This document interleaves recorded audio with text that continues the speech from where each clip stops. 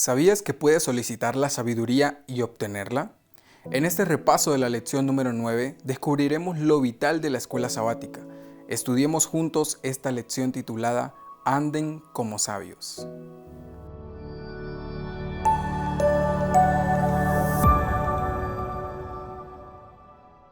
Ya hemos analizado el capítulo 4 de Efesios, donde sin duda alguna hemos sacado grandes lecciones para nuestro caminar cristiano.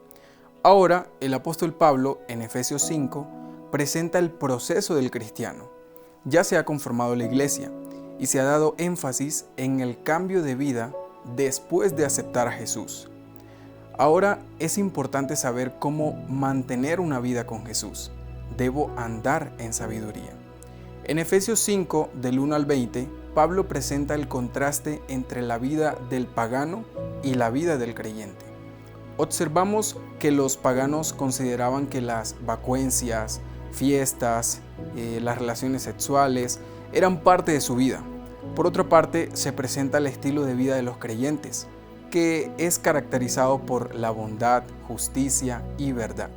De hecho, el versículo central de este capítulo es el versículo 15, que dice: miren con cuidado cómo andan, no como los necios, sino como los sabios. Por esta razón analizaremos dos temas principales de la escuela sabática. En primer lugar, el origen de la sabiduría. Si hablamos de la sabiduría, hay que hablar de la filosofía, que es el amor por el conocimiento o sabiduría. Algunos siglos antes de Pablo se dio el origen de la filosofía, donde los estoicos definieron la sabiduría como el conocimiento de las cosas sobrenaturales y humanas. La filosofía finalmente busca entender los grandes dilemas de la vida y se atribuye mucho a la sabiduría. Ahora bien, es importante entender la diferencia entre la sabiduría de este mundo y la sabiduría de Dios. La sabiduría cristiana no es una colección de declaraciones ingeniosas sobre la vida, más bien es un estilo de vida transformado por el Espíritu Santo. Leamos Santiago 3:17. En cambio, la sabiduría que desciende del cielo es ante todo pura y además pacífica, respetuosa, dócil, llena de compasión y de buenos frutos, imparcial y sincera. Santiago había experimentado la verdad del origen de la sabiduría. La sabiduría bíblica es aquella que proviene del cielo, proviene de Dios. Si nosotros pedimos sabiduría a Dios, Él nos dará, tal cual como lo hizo el rey Salomón en Primera de Reyes capítulo 3. Más allá de lo que los filósofos afirman, si no son congruentes con la percepción de Dios y lo que se ha revelado de Él, entonces su sabiduría pierde validez en el sentido espiritual. Ahora, el cristiano que pide sabiduría debe andar como sabio. Sus acciones y decisiones serán guiadas por el concepto firme del discernimiento. El apóstol invita a los creyentes a andar en amor y de esta manera se imita a Jesús. Esto me lleva a pensar en la descripción de Dios y de sus hijos que Juan hace en su primera carta. El que no ama no ha conocido a Dios, porque Dios es amor. ¿Has conocido a Dios?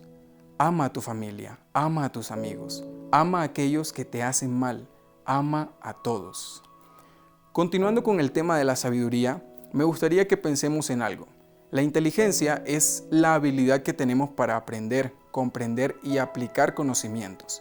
La sabiduría es la capacidad otorgada por Dios para colocar en práctica esos conocimientos. ¿Qué concepto crees que te describe? ¿La inteligencia o la sabiduría? En realidad necesitamos ser inteligentes y sabios para la toma de decisiones. Si crees que te falta sabiduría, sigue el consejo de Santiago. Si alguno necesita sabiduría, pídala a Dios. El segundo tema destacado en esta lección es la relación entre la sabiduría y la salvación. Debido a que el concepto bíblico de la sabiduría proviene de Dios, es importante tener en cuenta que esta sabiduría otorgada nos conducirá a la toma de decisiones en pro de nuestra salvación. Segunda de Timoteo 3:15 dice: y que desde la niñez has sabido las sagradas escrituras, las cuales te pueden hacer sabio para la salvación por la fe que es en Cristo Jesús. Aquí podemos encontrar la relación entre el conocimiento de Dios, la sabiduría y la salvación. Primero quiero definir el concepto de salvación.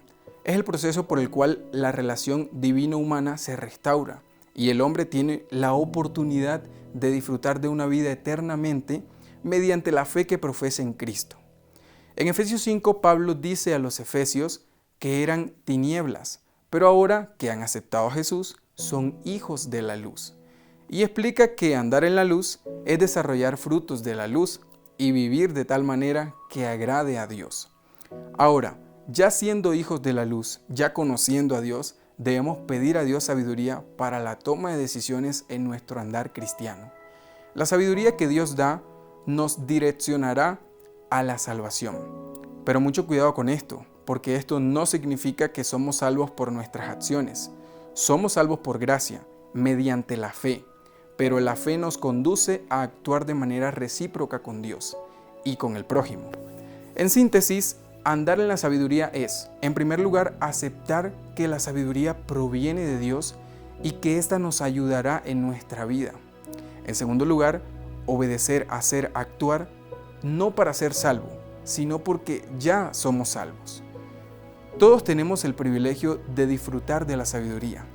Busquemos a Dios y pidamos su dirección. De esta manera, desarrollaremos un mejor carácter y seremos embajadores del cielo aquí en la tierra. ¿Has leído la historia de Felipe y el etíope? El etíope era un hombre importante, procedente de Etiopía, que hoy es Sudán. Este hombre, que al parecer era un prosélito judío, había ido a Jerusalén para adorar en el templo. Cuando iba de vuelta, estaba leyendo la escritura del profeta Isaías, donde éste declaraba el sacrificio de Jesús. En ese momento aparece Felipe, direccionado por el Espíritu Santo, y le pregunta al etíope, ¿entiendes lo que lees? Aquí podemos observar el proceso cognitivo de la adquisición de conocimientos. El etíope se estaba informando. Después de que Felipe le explicara lo que estaba leyendo, el etíope toma una decisión, es decir, lleva su conocimiento a la acción y pregunta, ¿qué impide que sea bautizado? En ese momento él comprendió lo que estaba leyendo y tomó una decisión sabia para su salvación. Hemos llegado a la parte final de este resumen y lo único que quiero decirte es que Dios está dispuesto a ayudarte en cualquier situación que estés pasando.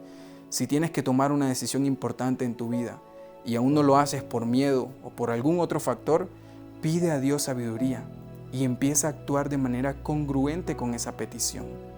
Nos vemos en un próximo resumen de nuestra escuela sabática. Dios te bendiga.